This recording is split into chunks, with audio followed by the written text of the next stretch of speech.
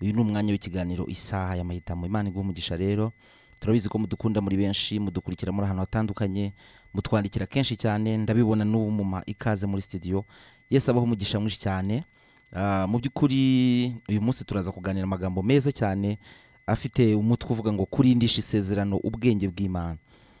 Isezerano Imana yaguhaye uririndisha iki? Kuko iyo bavuze isezerano ry'Imana rigira nicyo bita kuribagarira, kuririnda, kwikonekta naryo, kugira ngo use naryo, kugira ngo ube mu nzira yaryo. Sinzi inzira ucamo, sinzi uburyo ugenda, ariko birakwiriye kugira umwifato mwiza mu nzira y'amasezerano, kugira ngo amasezerano yawe azaze asanga uhagaze mu nzira nziza. Imana duhana umugisha. Ndagira ngo twihute dusenge, dusome ijambo ry'Imana, tuganire. Imana turagushimiye kuduhaye ubuntu bukomeye bwo kongera kuganira namwe data ijambo ryawe. Ndasenze kugira ngo imbabazi zawe zibe ku buzima bwanjye n'abandi bene data bose. Reka umanukire kubana natwe, ushyigikire kandi ushyigikire n'abagiye gukurikira ijambo. Reka twese turiboneremo umugisha, turikiriremo, turihererwemo umugisha n'imbaraga zidasanzwe. Ngaho tegeka uganze, uyerekane muri byose, ntaba ari twahubwa izina ryawe rihabwa icyubahiro. Icyubahiro cyose ni kibi cyawe, umugisha ubu wacu mu izina rya Yesu Kristo. Amen. Tudatinze turasoma amagambo dusanga mu gitabo cya Yesuwa ibice 9 umurongo wa mbere. Ndaza gusoma amagambo ngenda nsimbuka ko nagasomye iki gice cyose, ariko ndaza gusoma amagambo y'ingenzi. Reka dusome Yesuwa ibice 9 umurongo wa mbere. Avuze ngo nuko abami bose bo hakuno ya Yorodani, bo mu misozi no mu bibaya no mu mpande z'inyanja nini ahagana i Lebanoni, Abaheti n'Abamori n'Abanyakanani n'Abaferezi n'Abahivi n'Abayebusi, babyumvise bateranira hamwe, bahuza inama yo kurwanya Yesuwa n'Abisiraheli. Ariko Abagibiyoni bumvise ibyo Yesuwa yakoze i Yeriko no kuri Ayi, bahimba ubwenge, baragenda bihindura intumwa, bajyana amasaho ashaje ku ndogobe zabo n'imvumba za vino zishaje ziteye ibiremo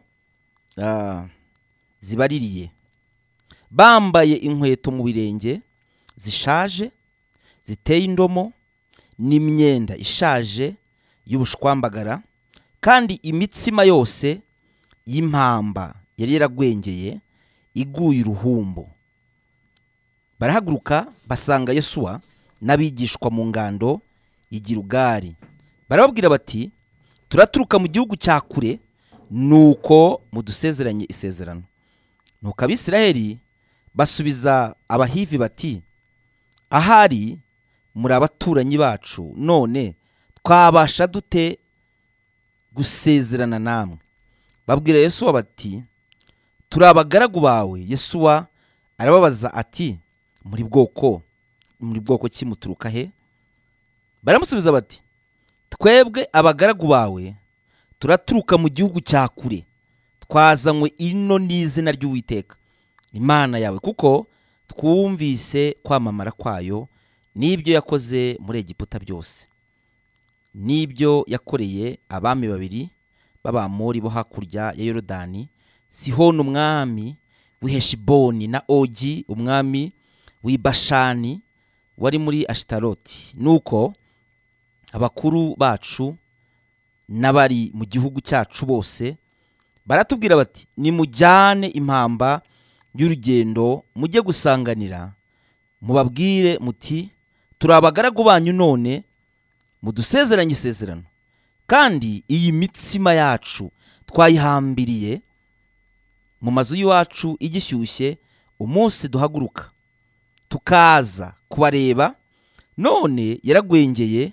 iguye uruhumbu, kandi n'izindi mvumba twazushuje vino zikiri nshya, none dore ziratobaguritse, imyambaro n'inkweto bidusaziyeho kubw'urugendo rurerure cyane.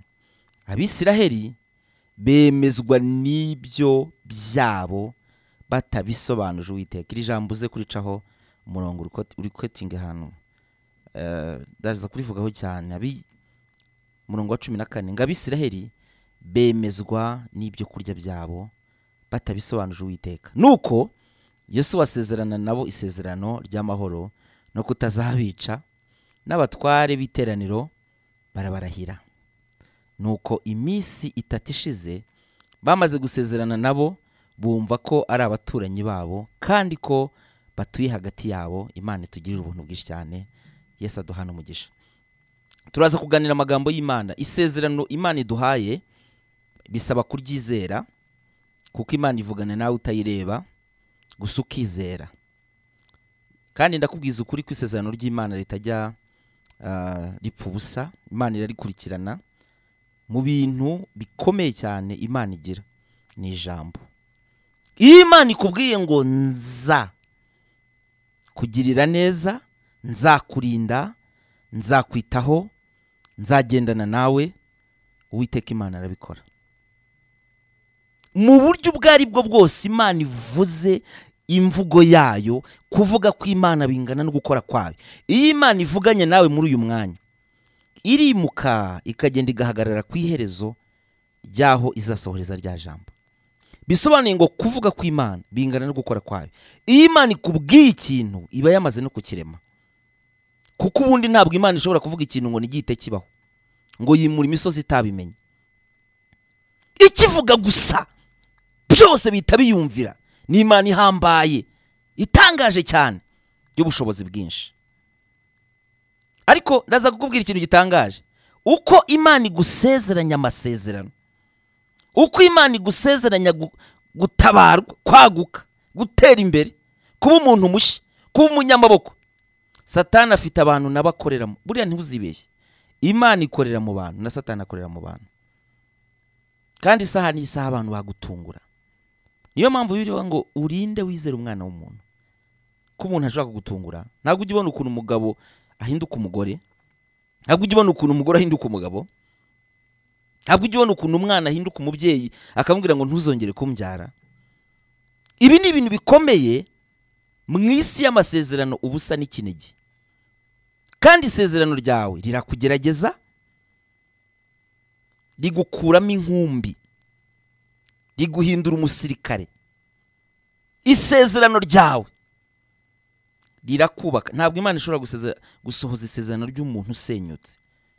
Isezerano rirakubaka, riragukuyakuya, rikunyuza ahantu hasa no mu rupfu, rikagukuramo ufite undi mutima n'izindi mbaraga n'ubundi bwiza n'ubundi bwenge. Buri Imana ivugana nawe uri umuntu uri aho ngaho umeze nk'umuntu ugendera mu kirere, nk'umuntu utwarwa n'umuyaga, ariko igasohoza isezerano ukomeye, umeze nk'inkingi, utanyeganyega, uhambaye cyane. Kandi ibyo biha kenshi. Buri Imana ivugana nawe abantu bahari, baguhumuriza, bagukunda, bagukorera anniversaire, bakurambagiza, bagusura, bagira gute, ikazajya gusoza isezerano ntawe ukigusura, ntawe ukikwitayeho, ntawe ukikugeza gute. Abantu benshi bakavuga ngo Imana igira ingeso yo gutinda. Ntabwo Imana itinda, ahubwo irazinduka, nuko iza ku gihe yagennye. Iyo Imana ikubwiye ngo nzakugirira neza, isezerano riragukaranga, rirabanza rikaguhindanya. Abantu bose bagukundaga, bwa bwiza, za mbaraga, bwa bwenge, bya byirato, bya bintu byose bikabanza bikakuvaho, ugasigara umeze nk'uwambaye ubusa, ugasigara umeze nk'umuntu utazi yava niyajya, ugasigara umeze nk'umuntu byayobeye abantu bagata kera ko wari umunyabwenge, kera ko haruzi ubwenge. Imana ishobora kukugerageza, ishobora kugwisezerana urangije kaminuza, akavuga ati ndakiza birarangiye, ikazagutabara Icyongereza warakibagiwe n'Igifaransa, abantu bakajya kuvuga ati ariko warize, ati narize. Niki kigaragara muri make utagisa na bya bintu. Isezerano impamvu ritindamo, ribanza kukwambura wowe wa kera, rikaguha gusa n'ibyo Imana yavuze. Mujya mwibuka Imana ivugana na ba Yozefu ari abatesi baraho. Yozefu isamugurira agakanzu, hari umwana mwiza cyane ubona uri aho ngaho ushimishije, ariko yagiye gusoza isezerano, baramugurishije, yaragiye mu nzu y'imbohe, yarakubiswe, yaraciye mu bintu bikomeye cyane, abavandimwe baramwanze. Imana yahaye Yozefu isezerano afite imyaka 17, irisoza afite imyaka 30. Imyaka 13 yose mu nzu y'imbohe, abagore bamwifuza, ibiki byose, ibintu bikomeye cyane. Isezerano rikugira ukundi kuntu. Isezerano ubwaryo rimwe na rimwe rijya riguteranya n'Imana, ukavuga atari kundi Imana ibaho, abandi kibibuka, abandi kibakunda, abandi kibitaho.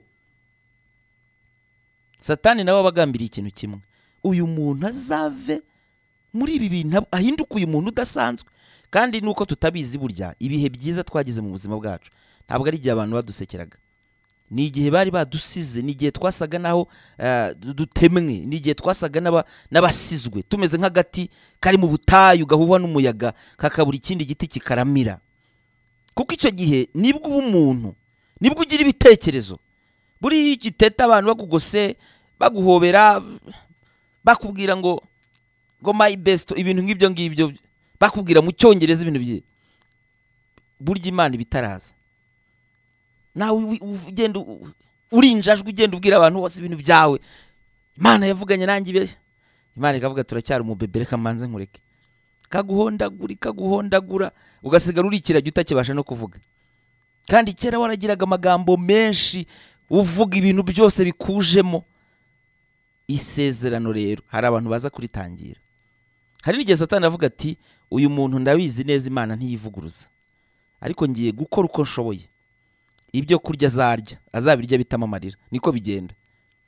Imana ikubwira ubukwe, Satani agahita azana abahungu bose bakaza bavuga bati nitutaryamana ntago tuzabana. Hano mujye mutwandikira, birababaje kubona umwana w'umukobwa akubwira ati maze kuryamana n'abasore 16 bose, bambwira ngo tuzabana, ngo nge tuzata tubana, ariko sinabana n'umuntu tutaryamanye. Naho ukambara ubusa. Ibaza umukobwa rero umaze kwambara ubusa abasore 16, mbwire ko akiri umukobwa. Ndetse n'igihe Imana izaba yamaze gusoza isezerano, abafite ikintu yumva mu mutima kimubabaje, Imana idutabare. Hari ibintu tutajya dusobanukirwa kandi tutitaho na gato. Ntabwo tuzi ko isezerano rirabagarirwa, rirarindwa, rigirirwa ibanga, riguteranya n'abantu, rikwambika ubusa, ribanza ko kwambura ubushwambagara, naryo ubwaryo riraguhindanya. Abantu bose Imana yahaye amasezerano ikabivuga ishimangira, yabibabwiye baseka, ibisohoza bari kurira. Buriya nta butayu, nta nakananibo. Ndetse iyo uteze indege kugira ngo udaca mu butayu ukajya Kanani, Imana nayitegera ubutayu indege, ukabwigirayo, ukagusangayo, ukagenda ukwepa ubutayu uri umukobwa, ukwepa, Imana ikabutegera, wazagera mu rushako ikakwigisha. Ariko iyo wize neza uri umukobwa, buryo ugera mu rugo hari ibintu byinshi cyane Imana yamaze. Iyo ukagenda ukwepa Imana uri umusore, wazaba umugabo, Imana ikavuga ati aha rero nta hantu uzanshikira. Imana ikakwigisha, igubwenge bigishoboka. Saba Imana imbaraga, itoze gusenga. Ukanga gusenga kiri kare, ukazasengeshwa n'intambara zikomeye cyane, byagucanze utazi iyo biva. Rero nicyo nashatse kuvuga hano, twinjire muri inyigisho neza.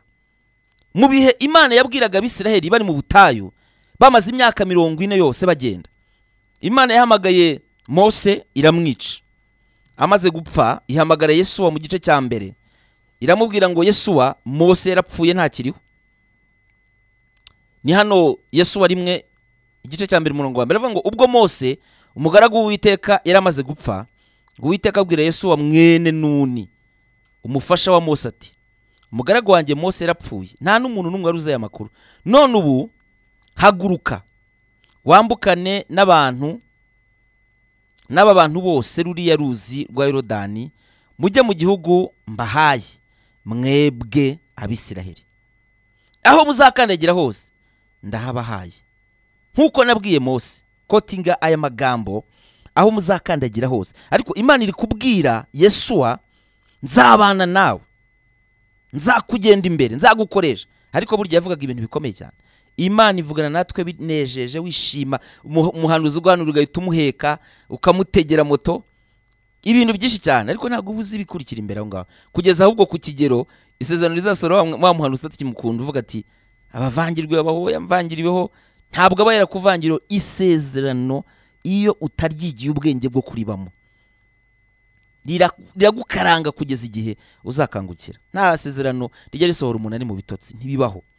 Nta sezerano rijya risohora umuntu ari indangare, ntibishoboka. Niba hari n'icyaha kibaho, ni ukutemera kunyura mu nzira Imana ikunyuzamo, ni ukutemera kugenda nk'uko Imana ishaka kugenda. Ugenda witwara kuri ngo ngende ngo Imana ngo yamuha iki ngoko navutse ngo nkisanga ndi imfubyi. Burya hari ikintu Imana ishaka kukwigisha, hari ibintu Imana yabona gutakwiga ufite ababyeyi. Ngo sinzi ukuntu ngo byangendekeye ngo abandi bafite abagabo baterura n'ibindi. Hari ibyo Imana ishaka kukwigisha. Umugore wanjye ahora arwaye, ndi umukene, mfite abana, ibintu ngibyo bikomeye. Burya hari ikintu Imana ishaka kukwigisha. Nutega amatwi, niwiga gushira amashagaga ukarekara amasengesho abiri gusenga ngo Mana ngo ubaho ngo urankunda, ubwawe urabizi ko Imana igukunda kwiza kubita gukunda. Za ntambara zose waciyemo warapfuye byararangiye. Urabizi rero uzi urukundo rw'Imana. Ahubwo ibibazo byakugize umuntu uvuga amagambo yose akujemo. Kwiri kuvuga ibintu byose ugasenga amasengesho akomeye. Ariko Imana irahambaye, mfite imbaraga zo kugukiza. Uzi ubwo bure twubamo ngo n'umukozi wo mu rugo ngo musengere, ntabwo amasengesho ari ibikuraho, ahubwo ubwenge. Ese wiyizi iki Imana yakujyaniye muri ubwo butayo? Bankundira kujya gusenga, ubundi wari wamenye umumaro wo gusenga. Hari ibintu ugomba kubanza kwiga.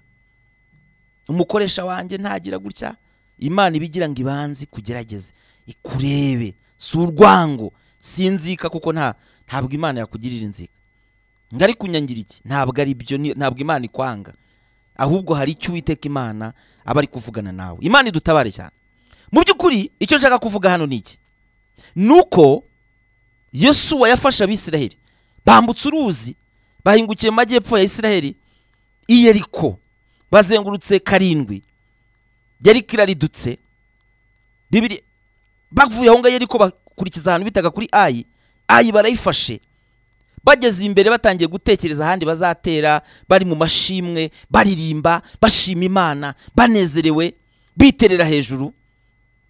Bagiye kubona haje abantu bananiwe, bahese imigongo, bavuga ijwi riri kure cyane.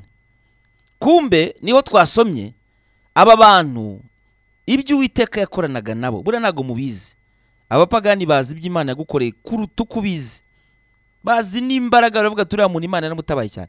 Kakende usuzugura bya bo, babona uri gishongore, bakabona uri gikwerere, babona uri umuntu udasanzwe, kuko ntabwo ari agashati gusa, saga kanzu karimo n'izindi mbaraga.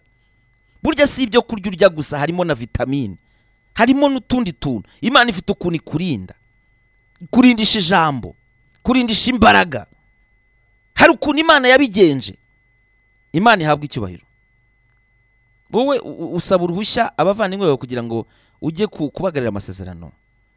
Usaba uruhushya ababyeyi, usaba uruhushya ugomba kuzaba ubundi sezerano risohora kubiharamagara. Baravuga ati oya, ndabizi ko izangirira neza, Imana sinjajwa, Imana irahambaye. Ugahagarara muri izo mbaraga. Buryo uhagaze ahantu heza, uhagaze mu buzima bushya. Imana idutabare. Buriya amakosa 3 aba mu nzira y'amasezerano. Irya mbere ni impuhwe. Hari ukuntu umuntu waba afite impuhwe, ngo nzishakira imfubyi,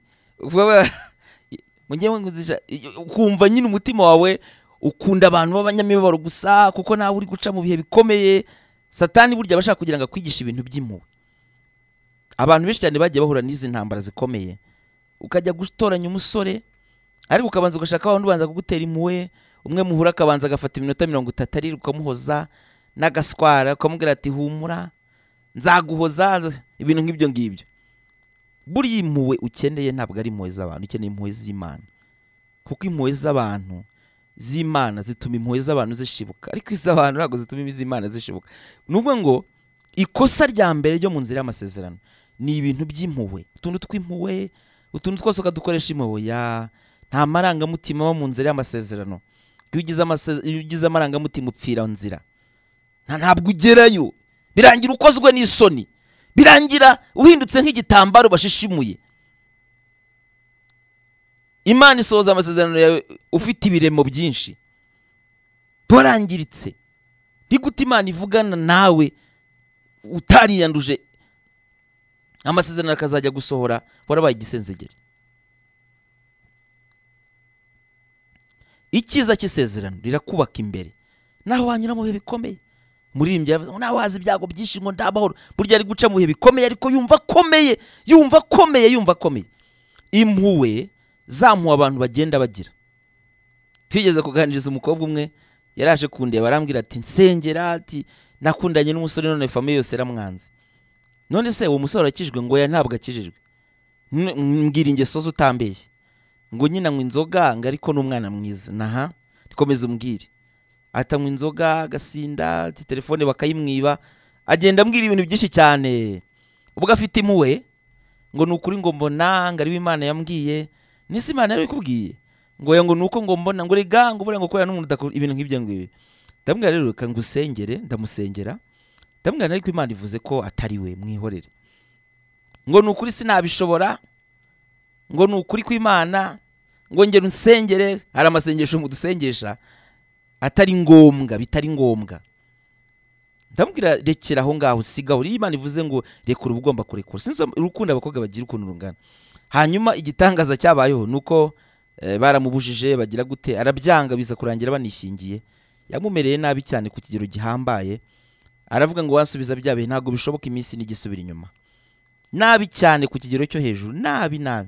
Byaje kurangira n'uwo mugabo apfuye. Mudamu yabaye umusazi.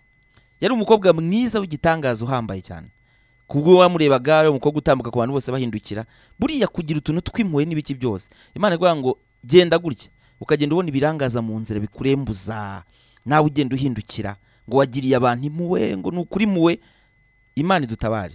Buri impuwe zigomba kwitonderwa kuko mu mpuwe ugomba gukoresha ubwenge bw'Imana. Niyo mpamvu twavuze ngo kurindisha isezerano, ubwenge burinda ubugingo. Ubwenge burinda ubugingo ni ugukora ikintu cyose kitari hirya y'ubushake bw'Imana. Nawe iyo ugenda ufite hari ibintu byinshi cyane, hari ahantu utazagera. Ikintu cyagiye kikwica n'ugira ngo n'ikindi. Nitwa tuntu tw'impuwe ngo nukuri kw'Imana, ngo urabona ukabanza ukavuga uhengetse umutwe. Imana igutabare kuko hari ibintu byinshi cyane ugenderamo bidakwiriye. Imana y'amahoro idutabare. Byaje kurangira nyine ubu yarasaze, yabaye umusazi. Umugabo yarapfuye, yamucishije mu bihe bikomeye cyane. Yajyagaza kundeba kenshi ameze nk'ubwa ni wowe umeze gutya. Ujya wibuka Imana ivuga ati ndabyibuka, ariko ati mbwirira Imana impa amahirwe ya kabiri. Imana ntitegekwa gutanga amahirwe ya kabiri, iyatanga ibishaka. Hari n'ubwo regita yatanga. Ntugire ngo ibyo yahaye abandi nawe nibyo izaguha. Hari umuntu usambana inshuro 100 agakomeza akaba mu murimo w'Imana, akaba mu nzu y'Imana, akagira gute. Hari ubikora rimwe Imana ikamushyira ku karubanda kaba kabarore, cyangwa agaseba, cyangwa agakuramo inda, cyangwa agahura n'ibintu runaka. Hari abantu batajya bagirira amahirwe mu byaha. Wirinde rero kandi ukanguke cyane ube maso. Umenye ko hari abantu bitwa abagibiyoni bavuka mu bwoko bw'abahivi. Buririya miryango yose nari ya moko bari bashingiye ku myuka n'ibitero birindwi bikomeye by'abadayimoni bijya bitera abanyamasezerano. Kugira ngo winjire mu isezerano ryawe ugomba kubanza kwimura ibi bitero, ugomba kubanza gukuraho izi mbaraga. Ikintu cya kabiri kiba mu nzira y'amasezerano ni ikintu bita amoshya. Amoshya ni ibintu bikubwira ngo iyeranje n'uburu bwenge, Imana izakureka. Amoshya akagenda akagutera kugeza igihe uzafata ibyaha ukabyeza. Kandi bitangiye gukorera ibyaha mu nzira y'amasezerano, ntabwo ari Satani ukurwanya, Imana ubwayo niyo ikurwanya. Nicyo cyabaye ku Bisiraheli.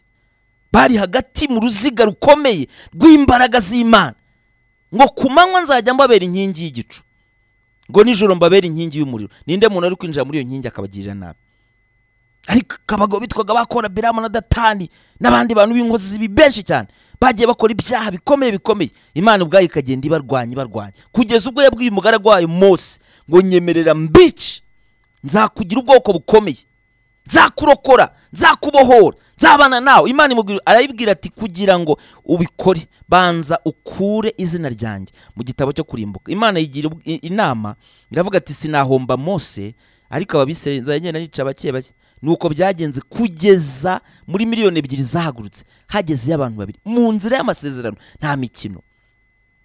Kuko bano bagabo barasaga bakabwira abantu ariko Mose mubona azatugezayo. Ayo moshya rero agenda akubwira ngo rwa rusengero, ngo hari ahantu. Amoshya agenda kwambura ubwiza bw'Imana, agukura mu nzira y'Imana. ukagenda uhura n'ingisho z'ubuntu butangare, ugahura n'uduki twose, abakubwira ngo gusenga cyane sibyo, abakubwira ngo ukora ibi nibi, utwaha uduki twose, gira gutya wakujyana mu bapfumu, bira byose namoshya mu nzira y'amasezerano. Abapfumu bazarute ijambo Imana yavuze n'ibandi. Iryo ni ikosa rya kabiri mu nzira y'amasezerano. Hanyuma ikosa rya gatatu ni ukutayoboza Imana inzira. Iyo utayoboza Imana inzira, uzisanga waravuye mu nzira. Mujya mwibuka mu Kristo yahuye n'umugabo umwe aramushuka, yahuye n'abitwaga amagambo, yahuye n'abitwaga bande, bavuga iby'Imana bakavuga n'iby'isi, kandi byose bakabivuga bafite imbaraga zikomeye. Imana dutabare. Wowe ubona gusa baguruka bose biruka, n'abafana niko bamera b'umupira, iyo barimo gusakuza ugira ngo bari mu mwuka. Satani arakuyobya akagukura mu nzira y'Imana, ukajyana n'abantu bishyushya gusa ukanga bakubwiza ukuri ngo ndambiwe kumva ibisharira, ndambiwe kubona ibisharira. Ariko inzira Imana niba yahisemo ko ari birura byose uzanywa cyangwa se uzarya mu nzira y'amasezerano, nta na kimwe uzakwepa kireka nuva mu masezerano. Ariko nuyagumamo hari byinshi ugenda uhura nabyo. Ariko Imana ishimwe ko ijyana natwe. Isezerano ryose uhawe n'Imana uba ugomba kuririndisha ubwenge bw'Imana. Imana dutabare kandi bane natwe mu buryo bwose. Abagibiyoni rero, abami bose ngo bari aho ngaho muri ayo moko yose yaragiye afite abami, ngo bakora inama baravuga ati mwumvishe iby'Imana yakoranye na Yesu. Yesu yarahambaye cyane, n'umugabo w'imbaraga cyane. Mwumvishe uburyo atera kanesha, mwumvishe uburyo ari umugabo uteye ubwoba, yari umugabo w'imbaraga cyane, w'imbaraga cyane ukomeye. Wakurikizaho abitwaga ba Karebu. Karebu yari umugabo w'imbaraga cyane, bari abanyamaboko, bari abanyembaraga, bari bafite n'abandi bagabo b'intwari muri bo b'abanyamaboko cyane. Imana ikabagabiza ngo batsinze abagabo bitwaga ba Sihoni. Abami bari bakomeye, aba bami bari bitangaza cyane ku buryo n'abandi bantu bose babatinyaga. Ariko Yesu we yabatsinze nk'aho wagira ngo ntabahari. Imana tugire neza. Witwaga Sihoni ngo umwami w'Heshiboni, na Ogi umwami w'Ibashani, bari abagabo bakomeye cyane b'ibihangange. Gusa kumva ko batsinze ibi bihangange byabateye gushaka. Buriya hari ibihangange byinshi wagiye utsinda mu minsi yashize, ariko Satani kintu ari kukwigira ubwenge, abagira ngo guteza abandi bantu noneho bo bataza bagaragaza inkota, bataza bagaragaza intwaro. Hari abantu bazi ngo Satani igihe cyose azafite amahembe, araka yafite uburakari. Sibyo.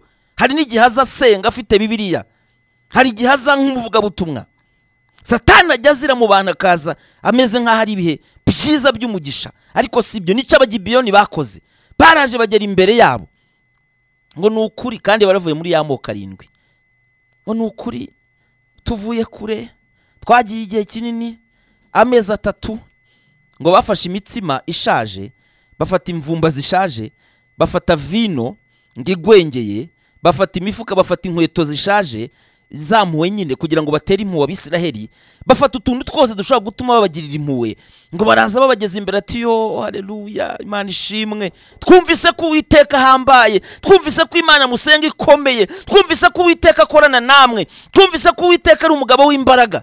Abapagani bashaka kugusha bakwigisha imbaraga z'Imana, bakwigisha ubutware bukorera mu Mana, bakwibutsa ko bakubwira ubwiza bw'Imana bukuriho, ukagira ngo ntiwari ubizi, ngo ni ukuri Uwiteka yabanye nawe, bakakwigisha imbaraga z'Uwiteka, bakakubwira uburyo uri umukozi w'Imana. Ibi nibyo bijya bitubaho. Iyo utabaye maso uranyagwa, unyagwa ikintu gikomeye. Aba bagibiyoni baracyariho, abagibeyoni baracyariho. Iyi myuka yabo iracyakorera mu kirere cy'amasezerano, mu nzira urimo iyi myuka yuzuyemo kwiyoberanya gukomeye, kuza nk'umuntu usenga, kuza nk'umuntu w'umurokore. Imana dutabare. Yeze kubabwira inkuru, hari umusore umwe yakunda guca ku rusengero akabona umukobwa wakunda kuba harakore akubura, akorera Imana cyane, aramukunda, ariko aravuga se uyu muntu ko ndi umupagani se. Yakunda kunyura abantu ku rusengero, agisha inama abantu bo ku rusengero, avuga ati ko nkunda uriya mukobwa ariko nkaba ndi umupagani, namugeraho turiya ntajya avugana n'abapagani. None nabyo ati uzabanza ukizwe nyine. Ati ntabwo nakizwa hejuru y'umukobwa, ariko uko iminsi igenda iza kumva nanone akagenda agaruka ati naramukunze, nanone yongera agenda agaruka. ageze aravuga ati ngiye gukizwa mu kinyoma. Mujye mwumva bita abapagani bo mu rusengero, ngiye gukizwa mu kinyoma. Nawe ajyayo akajya kubura buri munsi agafatanya n'umukobwa gukubura. Yesu ashimwe, akamusuza nk'utamwitaye akomeza. Ibyo byose yarabiretse avuga ati ariko nimara kumutsindira nzabisubiraho. Bukeye rero atangira kumujyana, Yesu ashimwe, wazanjanye gusenga nibwo nyikizwa, akamujyana baba inshuti gutyo gake gake. Bukeye aramurambagiza, umukobwa aremera. Ahita avuga ati twabana se, ati nta kibazo. Umukobwa nawe atayoboje Imana, nese umusore ukubura. Urabona umusore ukubura ku rusengero, abamama bakubura na bose bamukenyeje ibitenge, akubura nawe nyine ubona ari umukozi w'Imana. Umusore ukubura ku rusengero, uwo muntu bisaba kuyoboza Imana inzira. Urumva atakijijwe neza. Bose bakavuga bati uyu musore arakijijwe, nta mpamvu. Wabwiye bose ati mwari muzi ko fiancé aturiya warakijijwe, ntuzigere unasenga. Mbese abantu bose bakabona umusore arakijijwe. Amasezerano n'ayawe. Hari umukozi w'Imana wavuze ngo ntugakundire umuntu kuko umubonye aririmba mu rusengero, ngo umukundire mu mpano ye, ngo kuko nimugera mu rugo ntago muzaba muri materaniro. Kuko ubonye umuntu aririmba neza, acuranga neza ku rusengero, wagira gute ngo uyisuma ukunda, ntabwo ari byo. Ugomba kuyoboza Imana, ntuzizere ikintu icyo ari cyo cyose mu nzira y'amasezerano, kereka ukijejwe n'Imana. Mujya mwibuka ukuntu baba Gideyoni barameze. Ni Imana ubwayo yajyaga ibasaka akavuga ngo ndagutumye, ngo ndabyanze, ngo banze ikimenyetso. Imana ikamuha ikimenyetso nacyo akacyanga ati mikindi. Mujya mwibuka ba Mose, Imana ikamuha ikindi ikamugeza nko ku bimenyetso 7. Aba rero nibibaga Imana yashakaga, kuko uyu ni umuntu winjira mu kintu akakinjiramo neza. Ariko wa muntu witubwira ikintu agahita yinjira ngo nukuri ku Imana, uriya ntabwo abazabigumamo neza. Ikintu cyabaye kuri uyu mukobwa rero nuko byarangiye nyine bakoze ubukwe, amakora araririmba, baririmbye bararushye, ngo yari bitubwiye bose baririmba bitera hejuru buzura umwuka wera. Bageze mu bukwe buraba, reception, bagera mu rugo, bicaye mu cyumba kwa kundi babicaye bagiye gushima Imana. Umusore akurura ikesi y'inzoga musi y'igitanda, aravuga ati kwa generalist abazima kubiturushye, aravuga ati ibyo bintu byo gutokesha ubijyana ahandi. Bakajya binywera inzoga nyine muri ubwo buzima, bakaza amateraniro banyweye. Cyo kuri umugambi w'Imana ni mwiza. Nuko byaje kurangira nyine Imana ibikoresheje umuhanuzi mu rusengero abafata, mwabasinzi mwe mwabikimwe, bafata icyerekezo, barakizwa neza, bakorera Imana. Uyu munsi uwo musore yabaye umuvuga butumwa, ariko urumva aho byabanje guhera. Yavuze ati yabanje kunkubita nk'umwaka wose, akubita buri munsi, avuga ati nk'inzoga, amuhindura umusinzi, ahubwo umugore nawe atangira kujyanywa amacupa ngahe ku munsi. Byarakomeye cyane. Ibi rero niyo yamyuka y'Abagideyoni iba mu nzira. Abagebeyoni nibo baba muri ubuzima bw'inzira y'amasezerano. Rero bisaba kurindisha isezerano n'ubwenge, kuko ugenda wiyanduza bikagukereza bikagusibiza, bigatuma Imana itinda, wowe ukagira ngo Imana irabeshya. Imana ntibeshya, Imana irashoboye no udashobotse. Nivuga ngo Imana ibishaka kugira ngo wowe ubanze uhagarare mu murongo wawe neza, kuko ntabwo Imana izahinduka. Ni nziza, ihora ari nziza ibihe byose, ni wowe uzahinduka.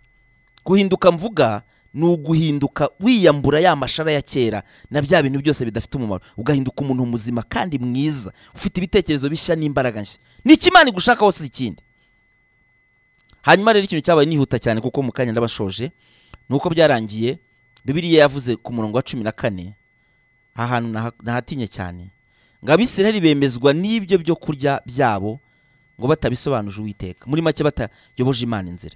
Iki nicyo kijya kitubaho, tukibagirwa kuyoboza Imana inzira, tukibagirwa gusenga, tukibagirwa gushaka mu maso h'Imana, bikarangira dukoze ibintu tutasenze. Nicyo cyabaye ku Bisirayeli. Ngo basezerana nawe amasezerano bati ntabwo tuzabica, tubica. Niko Abisirayeli ubundi barahira, nitubica Imana izabiduhore, tuzabatera, namwe nimuzadutera. N'ubundi Abagibeyoni bari kubatera se bate babarushaka imbaraga, namwe nimuzadutera, nimuzagira gutya na gutya. Ubu mwasezeranye amasezerano n'abantu benshi, ngo nkubuze napfa. Hari umuntu wisezerano ngubuze bikarangira wamubura ugapfa koko. Ibyo bintu bibaho. Mwagiye mukorana amasezerano n'Abagibeyoni benshi. Ibintu nk'ibyo mu nzira y'amasezerano y'Imana, ugenda urangara, ukagenda utakaza, ugenda ugwa mu nzira ugumwuma, uhura n'akaga gakomeye, uhura n'intambara zikomeye, kuko utabereye maso amasezerano. Wa mukobwa we ubwiza bwawe buzapfa ubusa nushakwa n'Umugibeyoni. Wa musore ubwiza bwawe buzapfa ubusa nushaka Umugibeyoni. Nukuvuga ngo nico kintu abantu benshi batajya bapfa gusobanukirwa. Imana idutabare, kuko kuyoboza Imana inzira nibyo bikurinda kugwa mu mutego w'ibihe. Hari ibihe abantu bagwamo batabizi kubwo kutabera amaso amasezerano. Imana idutabare, ntabwo ujye uba maso. ikintu cyabaye ni kire bino minuzo ko byateye Yesu wa depression muzasome muzasanga n'ahandi hantu henshi cyane Yesu byaramubabaje cyane bimutera gahinda ngararakara avuga ati turabica ngo bamaze gukorana isezerano kuri uwo munsi ngo bategereje iminsi 3 bukeye bajya gutera baravuga ati tujya gutera ahandi ngo bajye gutera umudugudu ukurikiye basanga n'abagibiyoni bicaye noneho babagaragaje isura yawe umusore araza akakubeshya akajya asenga kanarira ibintu nk'ibyo ngibi mwazabana mwagera mu rugo agahita kwereka isura ye nyayo ngo ugatangira ukavuga ngo warambeshye ngo abagabo mwese ntabwo ari babi harimo abagibiyoni n'abantu bazima ugomba kuba maso ukamenya ko isezerano ni irya ubundi kari ryawe ni iryande Imana y'amahoro dutabare kandi itugirire neza nicyo cyabaye rero ku munsi wa gatatu bateye ahandi hantu hari hakurikiye ngo basanga abagibiyoni bicaye ati turabica ati mutwica Imana ibice namwe mwavuze ko nimudukora hose Imana izabica Yesu ati mwatubeshye iki nimuzabura kuba bashenyi n'abavomyi n'abaki bose b'inzu y'Uwiteka Imana baravuga ati byose bitwaye iki tudapfuye cyo tuzi nuko tuzabana nawe kujya kubwira umugabo wawe cyangwa wa mugore wakubereye mubi ngo nanjye ngo sinzigira ngo kutamukunda bivuze iki kandi yarakugejeje mu rugo icyo yashaka yakigezeho yakwambuye ubwiza urasebye birarangiye nicyo ngicyo yashaka nicyo Satani abashaka nta kindi nicyo cyabaye rero babana nabo abaturanyi batishimiye ubwo buzima bubi cyane babana nabo imyaka myinshi babororokeramo Imana yasoza amasezerano bakayasangira nutaba amaso amasezerano bazajya yasangira n'abagibiyoni uzajya uhura n'ibintu runaka usangire n'abantu wirirwa kuvuga ibintu byinshi cyane icyabaye rero gikurikiyeho nuko barabanyashira imyaka myinshi cyane buracya Yesu barapfa abandi bose barapfa haza abacamanza hashira imyaka 400 haza umugabo bitaga haza umwami wa mbere wa Isiraheli Sawuli ayobora Isiraheli ari masomo bitabo by'ubucurabwenge abona ibintu abagibiyoni bakoze ngatanga itegeko aravuga ati mubice bose ntihasigare numwe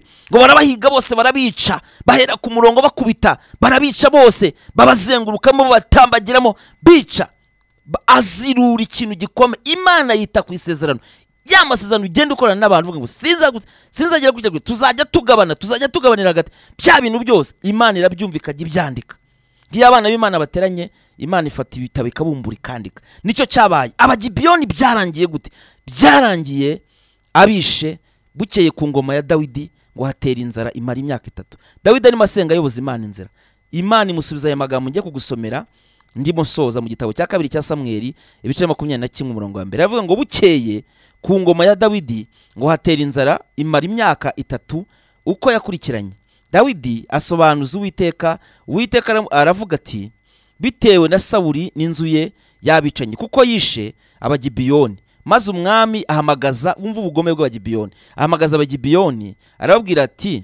arababwira kandi abagibiyoni ntibari abo mu miryango ya Isiraheli ahubwo bari abamori bavuga mu muryango w'abamori muri ya miryango yose yabaga hariya muri Kanani ngo bacitse ku icumu kandi Abisiraheli bari barasezeranye nabo ariko Sawuli yashakaga kubica abitewe n'ishyaka yagiriraga Abisiraheli n'abayuda Dawidi abaza abigibiyoni ati bagirire nte natanga ikiho impano kandi ngo musabire gakondo y'Uwiteka umugisha buretse bumva abagibiyoni ukuntu basubije abagibiyoni barasubiza bati icyo dushaka kuri Sawuli n'umuryango we si feza cyangwa izahabu kandi si ibyacu kugira umuntu twica muri Isiraheli buretse bumva ikintu bavuze rero gikomeye cyane baravuze ngo nawe aravuga ati uko mushaka niko nzabagirira babwira umwami bati uwo mugabo waturimbuye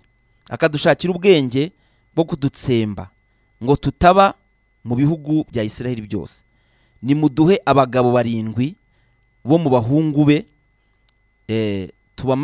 tubamanikire imbere y'Uwiteka igibeya kwa Sawuli intore y'Uwiteka nicyo kintu cyabaye bafasha abahungu 7 iyo usomye ibindi bitabo bisobanura ngo abasore bose bafashe uko ari 7 bari abasore bageze mu gihe cyo gushyingirwa b'abajene mare bose bagikora ubukwe babana bagifite utwana tw'uduhinja abandi bafite abagore batwite nibo bafashe barabamanika bafashe abahungu 2 b'umukobwa bitaga Risipa umukobwa wa Ayiya yabyaranye na Sawuli umwe yitwaga Arumoni undi yitwaga Mebifosheti bafata abahungu 5 b'umukobwa bitaga Merabu umukobwa wa Sawuli Imana dutabare kandi tugirire neza mu by'ukuri iyo utabereye maso amasezerano, iyo utagendeye mu nzira y'Imana uratakaza. Itoze kuyoboza Imana inzira, witoze kwirinda ibyaha, wizera Imana uko ibihe byaba bimeze kose.